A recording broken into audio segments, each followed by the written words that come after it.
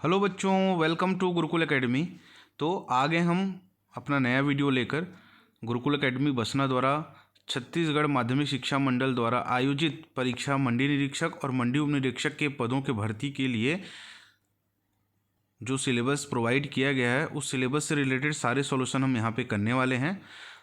आज हम स्टार्ट कर रहे हैं हमारी सीरीज़ में हम छत्तीसगढ़ जीके के प्रश्न सॉल्व करेंगे।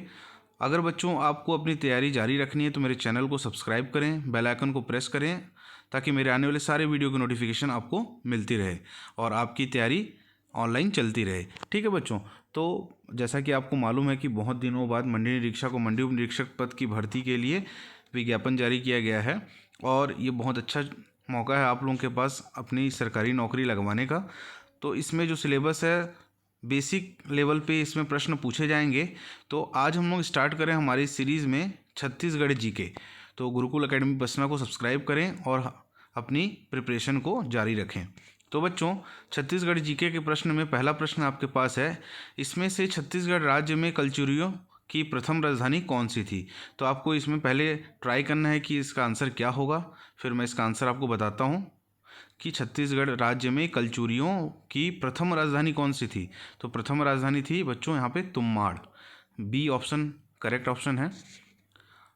क्वेश्चन नंबर 2 है, झारखंड राज्य में सड़क संपर्क वाले गांवों की संख्या कितनी है। झारखंड जो हमारा राज्य है उसमें सड़क संपर्क वाले गांवों की संख्या, जो ऐसे गांव जो सड़क से जुड़े हुए हैं, तो उनकी संख्या है आपके पास।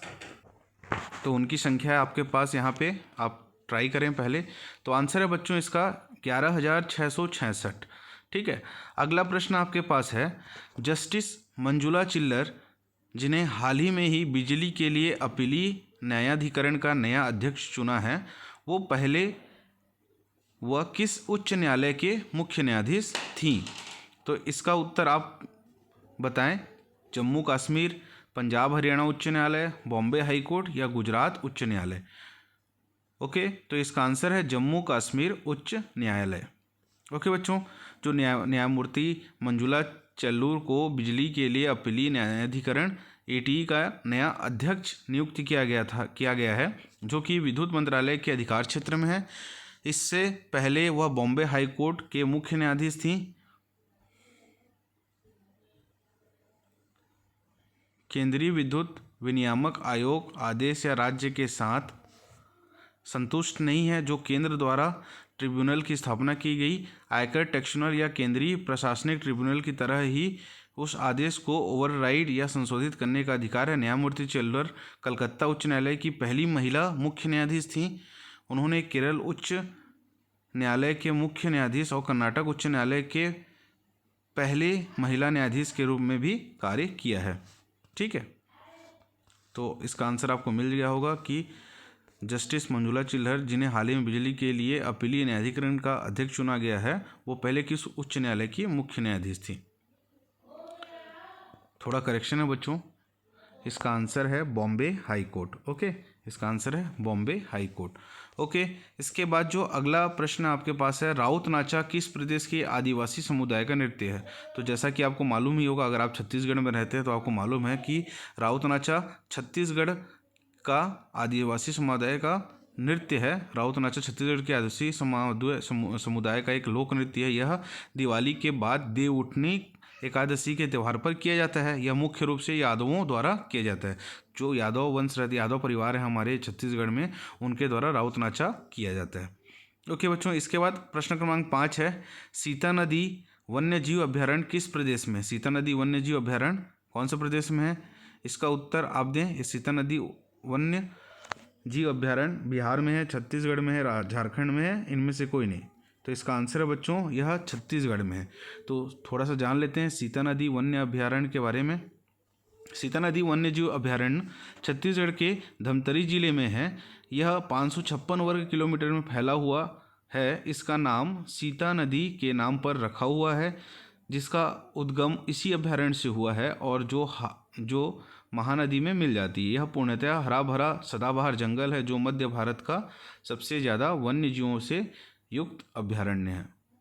उसके बाद प्रश्न क्रमांक 6 में आ जाते हैं। प्रश्न क्रमांक 6 है आपके पास, इंद्रावती राष्ट्रीय उद्यान किस प्रदेश में है। तो बच्चों ट्राई करें। छत्तीसगढ़, उड़ीसा, मेघालय, उत्तराखंड। तो इसका भी आंसर आपका इसका भी आंसर आपका छत्तीसगढ़ है। इंद्रावती राष्ट्रीय उद्यान छत्तीसगढ़ के बीजापुर जिले में है, जो लगभग 2799 वर्ग किलोमीटर में फैला हुआ है। यह जंगली भैंसों का एक बड़ा निवास स्थान है। प्रश्न क्रमांक 7 में आ जाइए। छत्तीसगढ़ किस राज्य से अलग करके बनाया गया है? ये तो आप सभी को मालूम ही होगा।